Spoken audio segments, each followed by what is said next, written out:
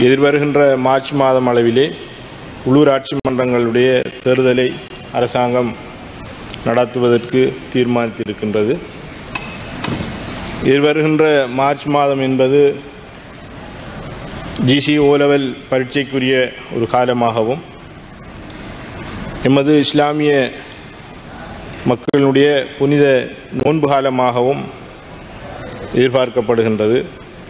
எனவே இந்த காலப்பகுதியிலே இந்த தேர்தல்களை ஒழுங்குபடுத்துமாறு இச்சபை கேட்டுக்கொள்கின்றேன்.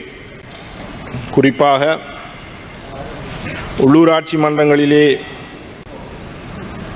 ஏற்படுகின்ற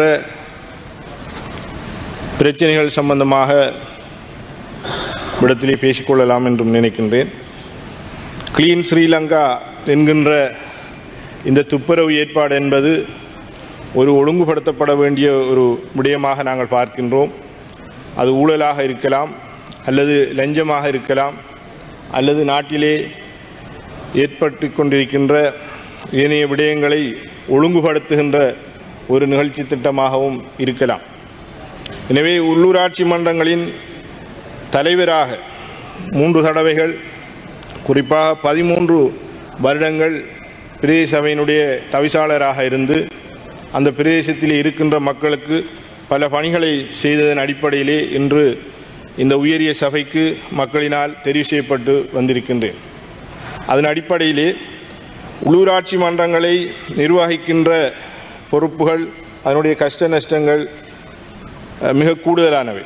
எனவே நிதி வளங்களை, அந்த பிரதேசத்தில் இருக்கின்ற வளங்களை பெற்று அதன் மூலமாக மக்களுக்கு பணி செய்கின்ற ஒரு நிறுவனமாக உள்ளூராட்சி மன்றங்கள் காணப்படுகின்றது. அதன் அடிப்படையிலே குறிப்பாக முத்திரை வரி, நீதிமன்ற தண்ட பணங்கள், பிரதேச சபையினால் சொத்துக்களுக்கான வரிகள் என்று இவைகள்தான் அறவிடப்படுகின்றது.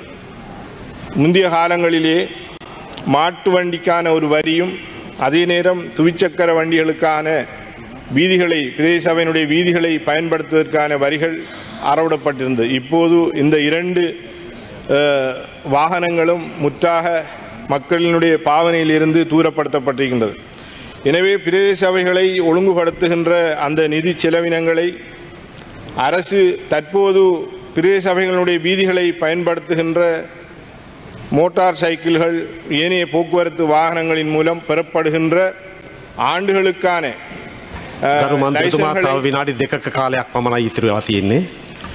அந்த லைசன்களின் மூலம் பெறப்படுகின்ற வரிகளின் மூலம் குறிப்பிட்ட வீதங்களை உள்ளூராட்சி மன்றங்களுக்கு வழங்கினால் சிறப்பாக இருக்கும் என்று நினைக்கின்றேன்.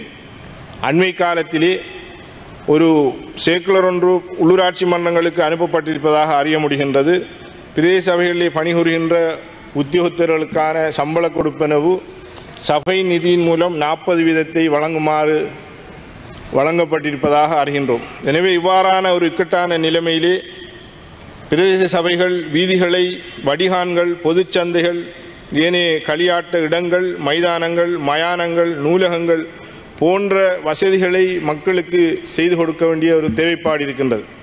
அவ்வாறான சந்தர்ப்பங்களில் அங்கே பணிபுரிகின்ற ஆளணிகளிலே பல குறைபாடுகள் காணப்படுகின்றது.